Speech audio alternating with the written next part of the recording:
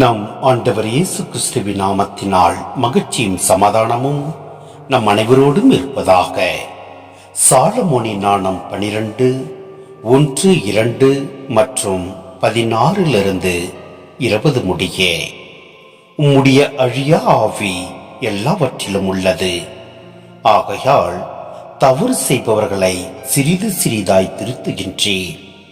அவர்கள் எவற்றால் பாவம் செய்கிறார்களோ அவற்றை நினைவுபடுத்தி அவர்களை எச்சரிக்கின்றேன்.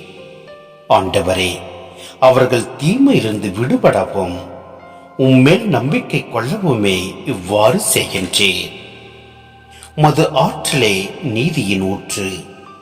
அனைத்தின் மீதும் உமக்குள்ள ஆட்சியுரிமை அனைத்தையும் வாழும்படி விட்டு வைக்கிறது. மனிதர்கள் உமது வலிமையின் நிறைவை ஐயுறும்போது நீர் உம்முடைய ஆற்றலை காட்டுகிறேன். அதை அறிந்திருந்தும் சிறுகிற்றோரை அடக்குகிறேன். ஆற்றல் மிக்கவராய் இருப்பதால் கனிவோடு தீர்ப்பு வழங்குகிறேன்.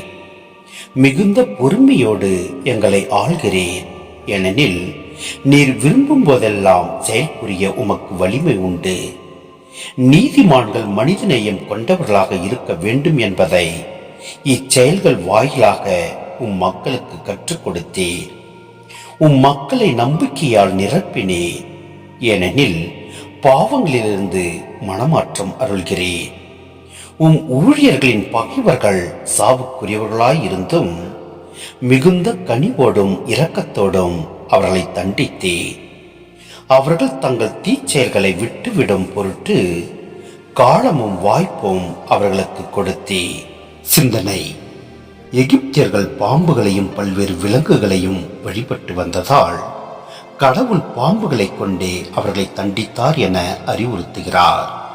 ஒருவர் எதனால் பாவம் செய்கிறாரோ அதனாலேயே அழிந்து போவார் என்பதை இதனால் அவர்களுக்கு அறிவுறுத்தினேன். அதே நேரத்தில் அவர் எல்லாம் வல்லவர், எனவே எல்லார் மீதும் அன்பு கூறுகிறார். தவறு செய்வோர் திருந்தும் பொருட்டே அவர் அவர்களை தண்டிக்கிறார். அடிக்கிற கைதான் அணைக்கும். எனவே நாம் சோதனைக்கு உள்ளாகின்ற போது நாம் சோர்ந்து போகாமல் நம் ஆண்டவர் மீது முழு நம்பிக்கை வைத்து செயல்படுவோம். நமக்கு கொடுக்கப்பட்டுள்ள காலமும் வாய்ப்பும் நாம் பயன்படுத்துவோம். அப்பொழுது எல்லாம் வல்ல இறைவன் நம்மை நிறைவாய் ஆசீர்வதிப்பார். ஆமென்.